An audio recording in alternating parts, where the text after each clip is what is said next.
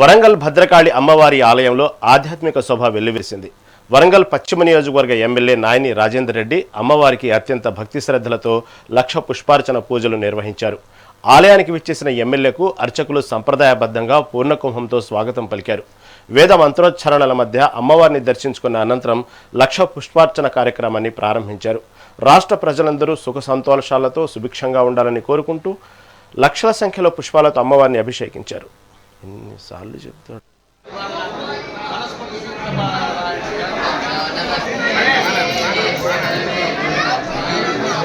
రాజేనా దశరథ్ కొంచెం కెమెరా దించావు వెనక్కి జరగండి బాబు రండి.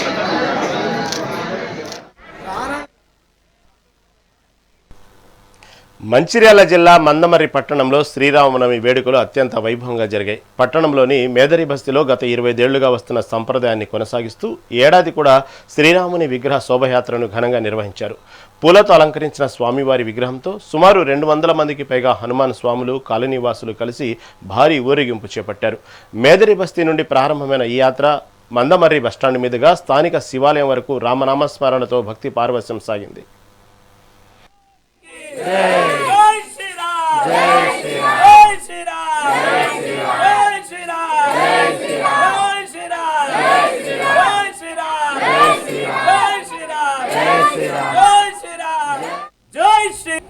ఈరోజు అలాగే ఎప్పటిలాగానే మేము పల్లకి ఊరేగింపు చేయడం జరిగింది. అయితే అసలు ఈ పల్లకి ఊరేగింపు దేనికోసం చేస్తుండ్రు అంటే లోక కళ్యాణం కోసం.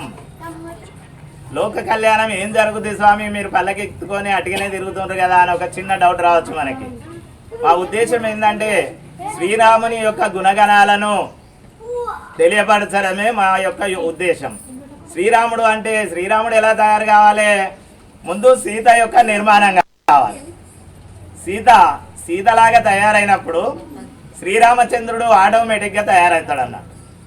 అదే మరి దీనికి కారణం ఎవరు? తల్లిదండ్రులు. ఒక సీతను తయారు చేయాలంటే తన తల్లి మీదనే బాధ్యత ఉంటుంది. శూర్పణఖను తయారు చేయాలంటే తల్లి పక్కకు జరిగితే శూర్పణఖ తయారైతే. కాబట్టి మంచి గుణాలను తన పిల్లలకి అంటే కూతురు పుడితే కూతురుకి, కొడుకు పుడితే కొడుకుకైతే శ్రీరాముని యొక్క గుణగణాలు, కూతురుకైతే సీతమ్మ వారి యొక్క గుణగణాలను తెలియపరిచేటట్లు వారి యొక్క గుణగణాలను రామాయణం యొక్క ఉద్దేశమును తెలియపరచడం కోసమే మేము ఈ పల్లకి యాత్రను మొదలు పెట్టడం జరిగింది. ఈరోజు అలాగే ఎప్పటిలాగానే మెదక్ జిల్లా రెండవ పట్టణంలో దొంగలు బరితెగించారు. వరుస ఆలయాల్లో చోరీలకు పాల్పడటమే కాకుండా దైవ విగ్రహాలను ధ్వంసం చేసి అనాగరిక చర్యకు ఒడిగట్టారు. ఆవునుసులపల్లిలో ఉన్న పెద్దమ్మ తల్లి, ఎల్లమ్మ తల్లి, మల్లన్న స్వామి ఆలయాల తాళాలను అర్ధరాత్రి పగలగొట్టారు. ఘటనతో స్థానిక గ్రామస్తులు తీవ్ర ఆగ్రహం వ్యక్తం చేస్తున్నారు. సమాచారం అందుకున్న మెదక్ రూరల్ పోలీసులు సంఘటన స్థలానికి చేరుకుని క్లూస్ టీం సహాయంతో ఆధారాలు సేకరించారు. కేసు నమోదు చేసిన పోలీసులు దొంగల కోసం గాలింపు చర్యలు చేపట్టారు.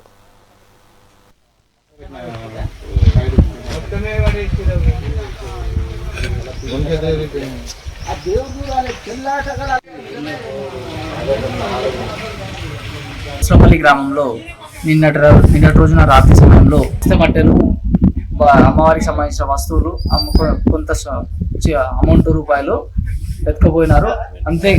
అంతేకాకుండా అమ్మవారి పక్కన ఉన్న బలిపెద్దమ్మ విగ్రహం ధ్వంసం చేయడం జరిగింది. ఇదే కాకుండా నూతనంగా ప్రతిష్ఠ అయిన ఎల్లమ్మ గుడి, మల్లన్న గుడి దగ్గర కూడా దొంగలు పడి ఎల్లమ్మ గుడి తాళాలు బాలగొట్టి లోపల కొన్ని వస్తువులు దొంగిలించడం జరిగింది, కొంత సొమ్ము దొంగిలించడం జరిగింది.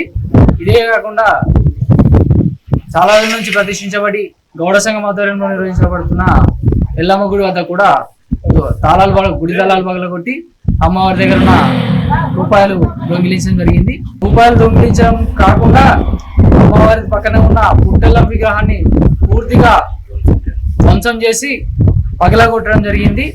అమ్మవారికి ఎదురుగా ఎదురుగా ఉన్న మాతా విగ్రహాన్ని కూడా చెయ్యి ఇరవడం జరిగింది. ఈ విధమైన చర్యలు ఇవి అనాగరికమైన చర్యలు, వీటిపైన చర్యలు తీసుకోవాలి. కఠినమైన దోషులు ఎవరో వాళ్ళని గుర్తించి వారిపైన కఠినమైన చర్యలు తీసుకోవాలి. ఇటువంటి చర్యలు మరలా కాకుండా చర్యలు తీసుకోవాలని. తెలంగాణలో పౌల్ట్రీ రంగంలో నెలకొన్న మార్జిన్ వివాదం ఇప్పుడు ముదురుతోంది. పౌల్ట్రీ కంపెనీలు తమకు సరైన లాభం ఇవ్వకుండా దౌర్జన్యానికి పాల్పడుతున్నాయని Boduppal Peerzadiguda chicken shop owners association సభ్యులు ఆవేదన వ్యక్తం చేస్తున్నారు. రాష్ట్రంలోని 24 ప్రధాన పౌల్ట్రీ కంపెనీలు ఏకమై తమ మార్జిన్ను తగ్గించడంతో షాపులు అద్దెలు కట్టలేక, సిబ్బందికి జీతాలు ఇవ్వలేక ఆర్థికంగా చితికిపోతున్నామని వారు వాపోయారు. ఈ విషయంలో ప్రభుత్వం తక్షణమే జోక్యం చేసుకుని తమకు న్యాయం చేయాలని, లేని పక్షంలో ఏప్రిల్ 1వ తేదీ నుండి నిరవధిక బంద్ను పిలుపునిస్తున్నామని హెచ్చరించారు.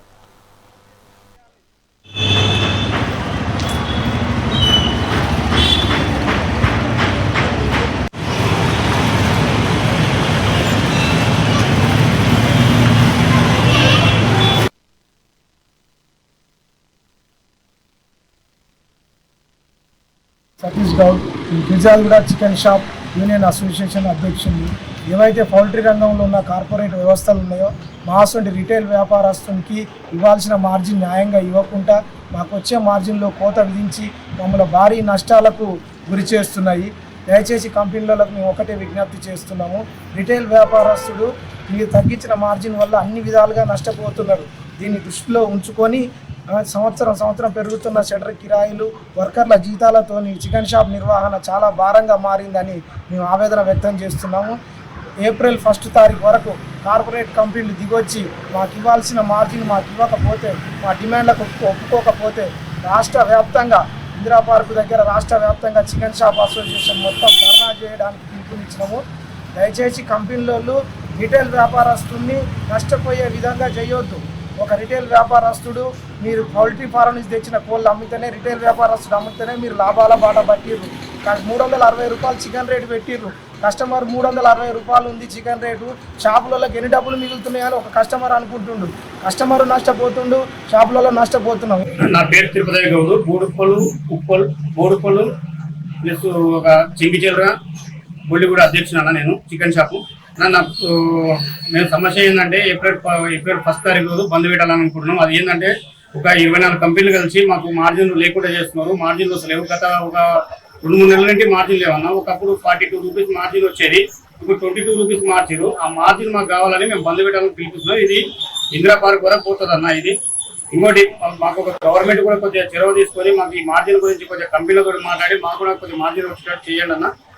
ఈ ఒక్కటే కాదు, మా సమస్యలు ఇంకా కొన్ని చాలా ఉన్నాయి. మాకు రెంట్లు పెరిగినాయి, జీతాలు పెరిగినాయి, ఇవన్నీ పెరిగినాయి అన్న. ఇవన్నీ పెరిగిన దానికి మాకు కొంచెం మార్జిన్ రావాలని కోరుకుంటున్నాం. మాకు ఉన్న మార్జిన్ తీసేసి ఇంకా ప్లస్ 10 రూపాయలు కలుపుతారని మేము అనుకుంటే ఉన్న మార్జిన్ మొత్తం తీసేసారు అన్న కంపెనీ వాళ్ళు.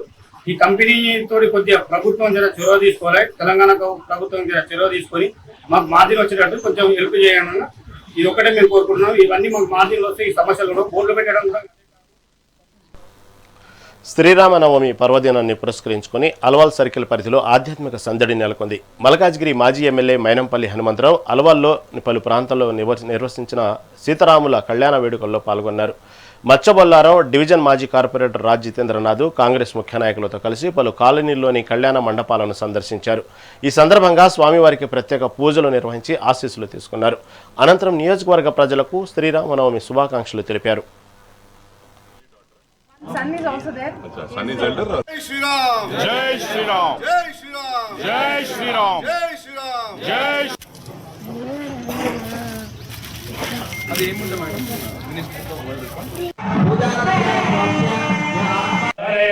బ్రాహ్మణో వై సర్వాదేవతా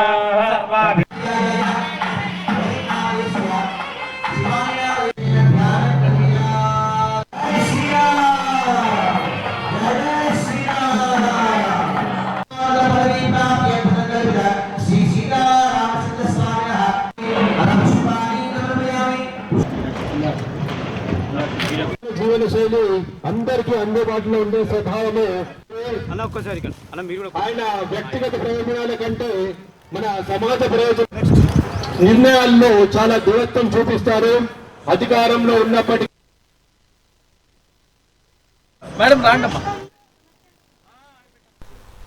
వరంగల్ కాశీబుగ్గులోని శ్రీ సీతారామాంజనేయ దేవస్థానంలో శ్రీరామనవమి వేడుకలు వివాదాస్పదంగా మారాయి. లోక కళ్యాణం కోసం జరిగే స్వామివారి పెళ్లికి బౌన్సర్లను ఏర్పాటు చేయడం భక్తుల ఆగ్రహానికి కారణమైంది. గత కొంతకాలంగా మంత్రి కొండా సురేఖ, ఎమ్మెల్సీ సారయ్య వర్గీయుల మధ్య సాగుతున్న కమిటీ వివాదం నేడు పరాకాష్ఠకు చేరింది. కోర్టు ఉత్తర్వులతో బాధ్యతలు చేపట్టిన కొత్త కమిటీ ధర్మకర్త మోతిలాల్ నాయక్ సుమారు 15 మంది మహిళా, పురుష బౌన్సర్లతో గుడిలో హల్చల్ చేయడం కలకలం రేపింది. భక్తితో వచ్చే భక్తులపై బౌన్సర్ల నిఘా ఏంటని, ఇదే దేవుడికి రక్షణ లేక సొంత ప్రయోజనాల కోసమా అని భక్తులు నిలదీస్తున్నారు. ఈ బౌన్సర్ల వ్యవహారం ఇప్పుడు వరంగల్లో హాట్ టాపిక్ గా మారింది. అందరికీ ఆశీర్వాదం ఇవ్వాలని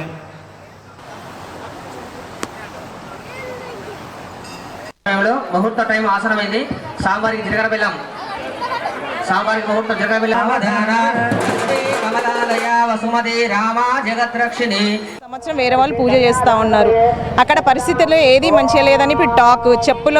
చెప్పులు కూడా కరెక్ట్ ప్లేస్లో ఇప్పట్లేదు, దేవుని ముందే ఇప్పుతా ఉన్నారు. ఇదంతా ఒక ఎత్తు అయితే కొత్తగా బౌన్సర్స్ రావడం జరుగుతుంది. గుడిలో కొత్తగా బౌన్సర్స్ పెట్టడం ఏంటి? ఇది ఒక దేవస్థానము, కళ్యాణము చేసుకునే ప్లేసు. నార్మల్గా షాపింగ్ మాల్ అలాంటి వ్యవస్థ కాదు కదా. అలాంటి వ్యవస్థ కానప్పుడు బౌన్సర్స్ ఉండాల్సిన అవసరం ఏముంది?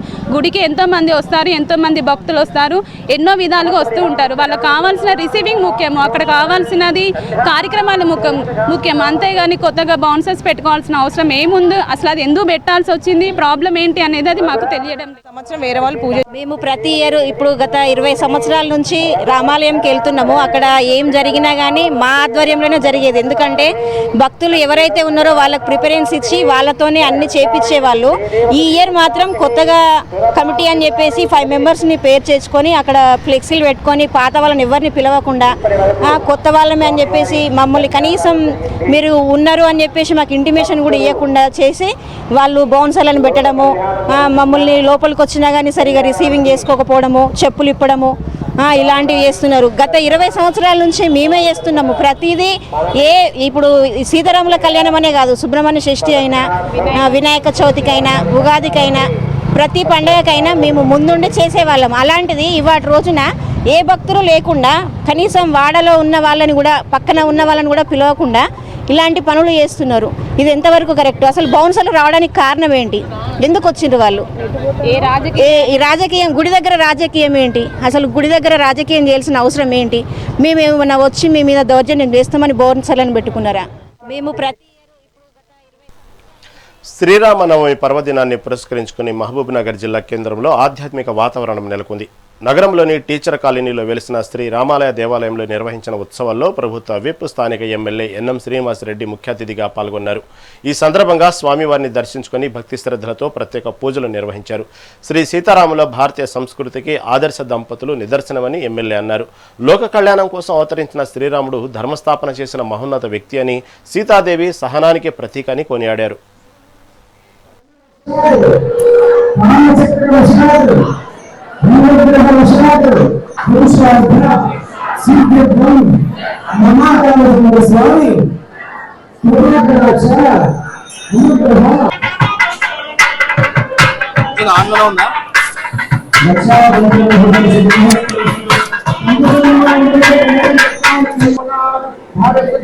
ఖచ్చితంగా కట్టుకోవడానికి అందరం సేవలు ఉన్నారు. వాళ్ళు పేటెంట్ ఇస్తున్నారు.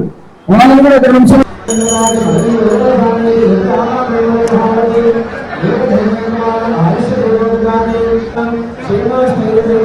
సార్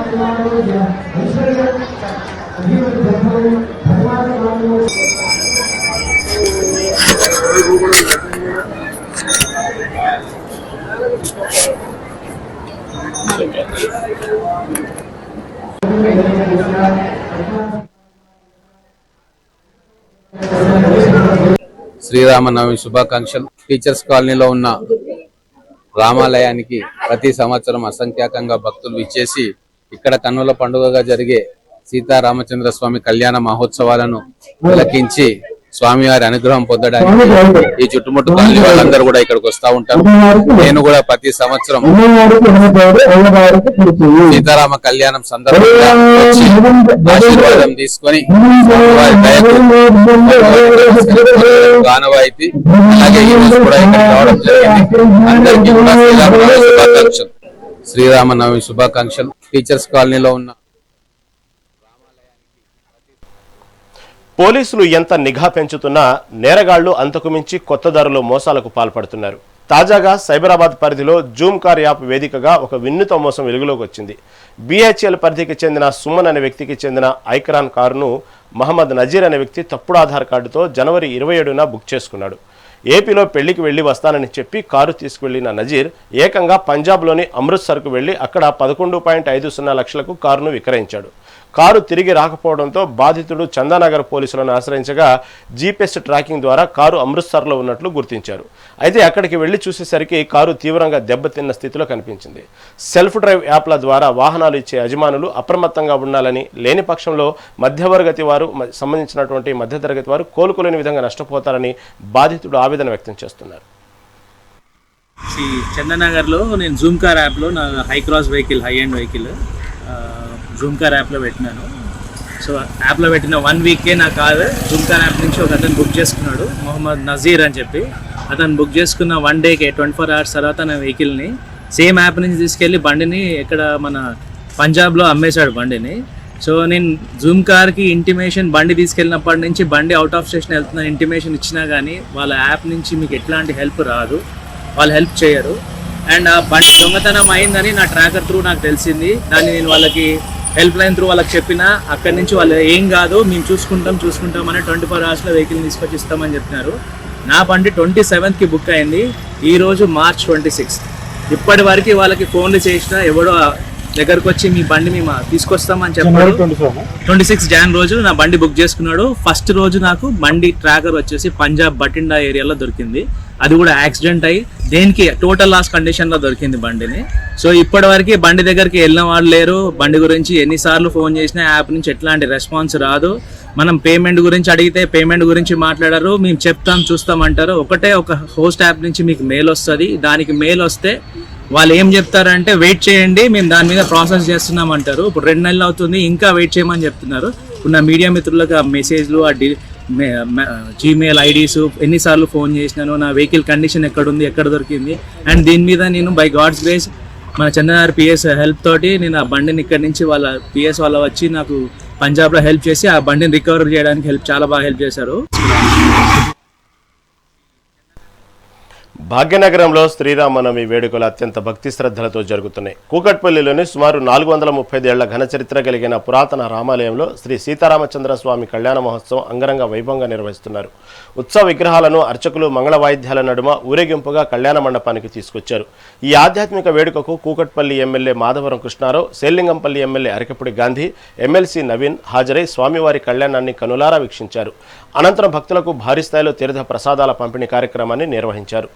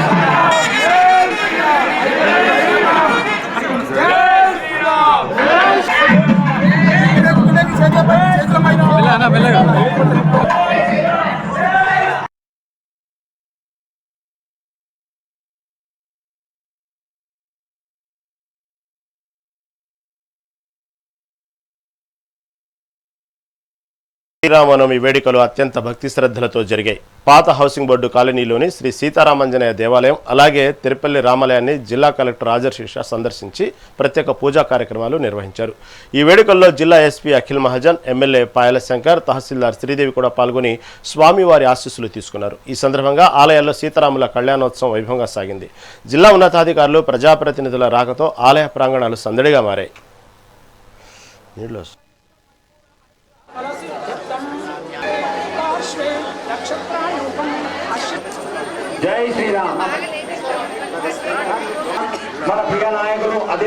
శాసనసభ్యులు శ్రీ కోయల్ శంకర్ గారి నిమిత్తం కోసం అక్షరాల యువతుని ఆశీస్సులు ఎల్లప్పుడూ గుర్తించి కేంద్ర మరియు రాష్ట్ర ప్రభుత్వాలు వారి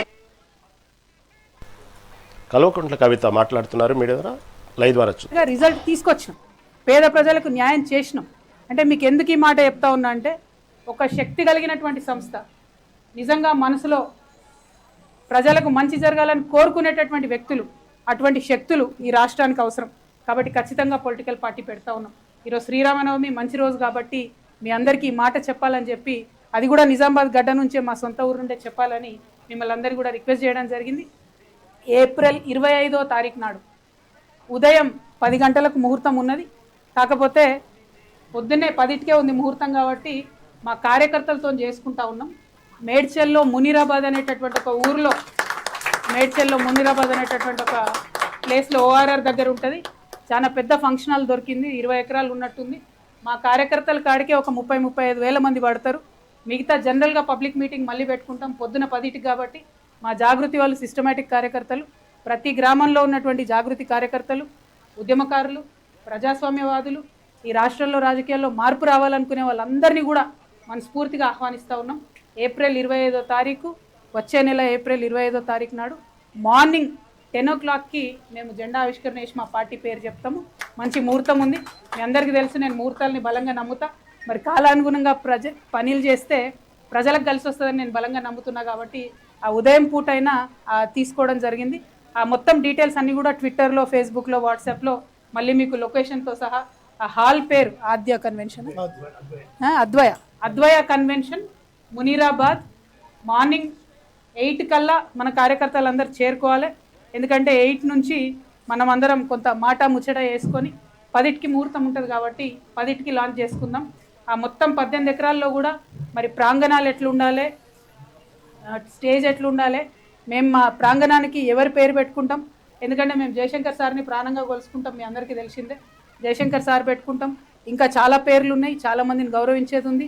అవన్నీ కూడా డిసైడ్ చేసి ఈ నెక్స్ట్ 28 డేస్ టైంలో మీ అందరికీ కూడా వివరాలు ఇవ్వడం జరుగుతుంది. మా దగ్గర జాగృతి నుండి ప్రతి గ్రామం నుంచి కార్యకర్తలు తరలి రావాలి. పొద్దున్నే ఉంది కాబట్టి మంచిగా పొద్దుగాలు లేచి సద్దన్నం తిని బయలుదేరండి. వచ్చినాక మీటింగ్ అయినా ఉడకన్నం తిందాం. కాబట్టి ప్రతి ఊరు నుంచి ఎక్కడ జాగృతి కార్యకర్తలు ఉంటే అక్కడ బయలుదేరి రావాలి. ఎవరి గురించి ఆలోచించొద్దు, మనకెవరో వచ్చి ఏదో బండ్లు పెడతారు, ఏదో చేస్తారు అనుకోవద్దు. ఇది మన పని, మన రాష్ట్రం పని, మన కోసం మనం చేసుకునే పని. కాబట్టి ఖచ్చితంగా ఈ రాష్ట్ర రాజకీయాలు మార్చాలి. ముఖ్యంగా యువ మిత్రులకు నేను చెప్తా ఉన్నాను, రిక్వెస్ట్ చేస్తూ ఉన్నాను.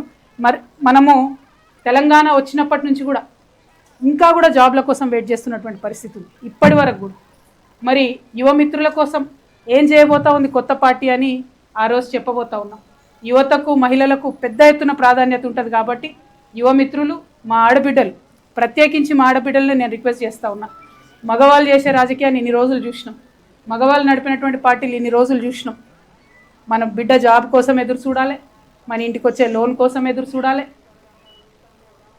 పంటకు వచ్చేటటువంటి బోనస్ కోసం ఎదురు చూడాలి. టైంకు మాత్రం ఏదేవరు ఇచ్చినట్టుగా కనబడతలేదు. కాబట్టి ఆడబిడ్డల జీవితంలో మార్పు తీసుకురావడానికి ఈ రాష్ట్రంలో ఒక ఆడబిడ్డగా మీ అందరి ఆశీర్వాదం కోరుతూ నేను ఒక పార్టీని పెట్టబోతా ఉన్నా. మా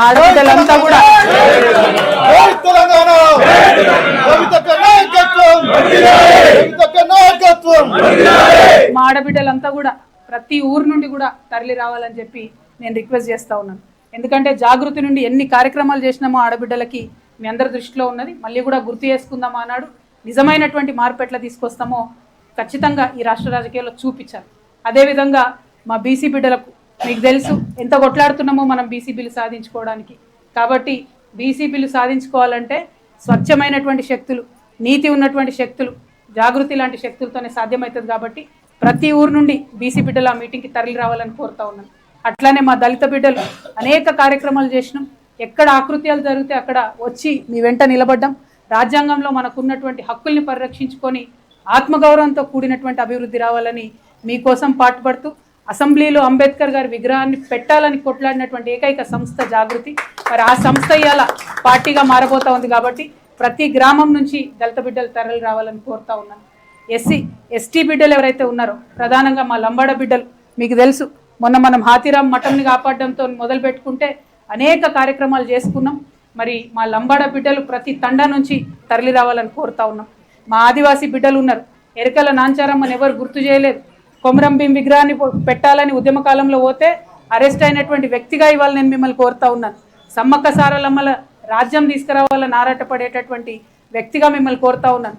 ప్రతి గూడెం నుంచి, ప్రతి తండా నుంచి, ప్రతి చెంచుపెంట నుంచి ఆ రోజు మీటింగ్కి తరలి రావాల్సిందిగా అందరినీ కోరుతా ఉన్నాను. ముఖ్యంగా మా మైనారిటీ సోదరులను अब सबसे मैं गुजारिश कर रही हूँ, तेलंगाना के आने से पहले जब जिद्दोजहद चल रहा था तेलंगाना का, उस समय हमने बहुत वादे सुने कि तेलंगाना आते ही हमारी ज़िंदगी पूरी बदल जाएगी, तेलंगाना आते ही ये हो जाएगा, वो हो जाएगा, फलक उतर के नीचे आ जाएगा, ऐसे बहुत सारे बातें हमें बताए गए. लेकिन 12 साल हुआ तेलंगाना आने के बाद, कुछ भी नहीं हुआ. इसीलिए हमारे माइनॉरिटी भाइयों से मैं रिक्वेस्ट करती हूँ, खासकर हमारे माइनॉरिटी बहनों से मैं रिक्वेस्ट करती हूँ, अब बड़े तादाद में इस मीटिंग में आइए. एक नई पार्टी जो तेलंगाना में बनने वाली है, वो माइनॉरिटी मुस्लिम की आवाज़ बन के गूंजने वाली ये पार्टी है. आप ज़रूर ये जलसे में शामिल हुई, हमारी हिम्मत अफजाई कीजिए और जो हमें माइनॉरिटीज़ के लिए करना चाहिए उस पर भी हमें बताइए. మైనారిటీ క్రిస్టియన్ సోదరులు ఉన్నారు, వారి కోసం ప్రత్యేకంగా వింగ్ పెట్టినటువంటి ఏకైక పార్టీ తెలంగాణ, ఏకైక సంస్థ తెలంగాణ జాగృతి సంస్థ. ఫ్యూచర్లో పార్టీలో కూడా క్రిస్టియన్స్కి అంతే ఇంపార్టెన్స్ ఉంటుంది. కాబట్టి ప్రతి చర్చ్ నుండి మరి తరలి రావాలి మా క్రిస్టియన్ సోదరులు ఆ సభకు అని చెప్పి నేను మనస్ఫూర్తిగా కోరుతా ఉన్నా. సిక్ సోదరులు తక్కువ సంఖ్యలో ఉంటారు, కానీ ఏ ఆర్గనైజేషన్ కూడా వాళ్ళకి సపరేట్గా ఒక వింగ్ పెట్టదు. తెలంగాణ జాగృతి మాత్రం పెట్టింది, పనిచేస్తున్నది సిక్ సోదరుల కోసం. కాబట్టి వారిని కూడా తరలి రావాలని కోరుతా ఉన్నా. ఇవన్నీ ఒక ఎత్తు అయితే, మీకు తెలుసు నాకు శ్రామికులు అంటే ఎంత ఇష్టమో, సింగరేణి సంస్థను అభివృద్ధి చేసుకోవడానికి ఎంత తపన పడ్డానో, సింగరేణి బిడ్డలు పెద్ద ఎత్తున ప్రతి ఏరియా నుంచి ఆ సభకు తరలి రావాలని రిక్వెస్ట్ చేస్తున్నాం. అనేకమైన కార్మిక సంఘాలు, ముఖ్యంగా మా ఆశా వర్కర్లు, మా అంగన్వాడీ ఆడబిడ్డలు, మా విఓఏలు, మా ఆర్పీలు, మా ఆర్ఎంపీలు, మా పిఎంపీలు అందరితో కూడా నేను కలిసి పనిచేసిన, అందరి బావు కోసం పనిచేసిన, మా అవుట్సోర్సింగ్ మిత్రుల కోసం కూడా రేపు పనిచేయబోతా ఉన్నాం, మా కాంట్రాక్ట్ ఎంప్లాయీస్ కోసం కూడా పనిచేయబోతా ఉన్నాం. వీరందరూ ఒక ఎత్తు అయితే, మా వికలాంగుల సోదరుల కోసం పార్లమెంట్లో నిలబడి కలబడి కొట్లాడి 5% రిజర్వేషన్ సాధించుకున్నటువంటి జాగృతి సంస్థకు అండగా నిలబడడానికి ప్రతి గ్రామం నుంచి మా వికలాంగుల సోదరులు కూడా తరలి రావాలని చెప్పి కోరుతూ, మరి ఇదివరకు అందరం కూడా జాగృతిలో పనిచేసిన వాళ్ళమే, పనిచేసినటువంటి వాళ్ళందరికీ వెల్కమ్ చెప్తా ఉన్నాం. పనిచేయని వాళ్ళు కలిసి పనిచేయాలనుకున్న వాళ్ళందరికీ కూడా వెల్కమ్ చెప్తున్నాం. ఈ రాష్ట్రం కోసం, రాష్ట్ర భవిష్యత్తు కోసం ఏ ప్రణాళికలు అయితే చాలామంది జాగృతిలో ఇంటర్నల్గా 50 కమిటీలు వేసి రూపొందించిన ప్రణాళికలు ఉన్నాయి, చాలామంది మేధావులతో, ఇంటర్నేషనల్ మేధావులతో రూపొందించినటువంటి ప్రణాళికలు ఉన్నాయి. అవన్నీ కూడా పెద్ద ఎత్తున ఆ రోజు చెప్పడం జరుగుతుంది. కాబట్టి మీరందరూ కూడా తరలి రావాలని కోరుతూ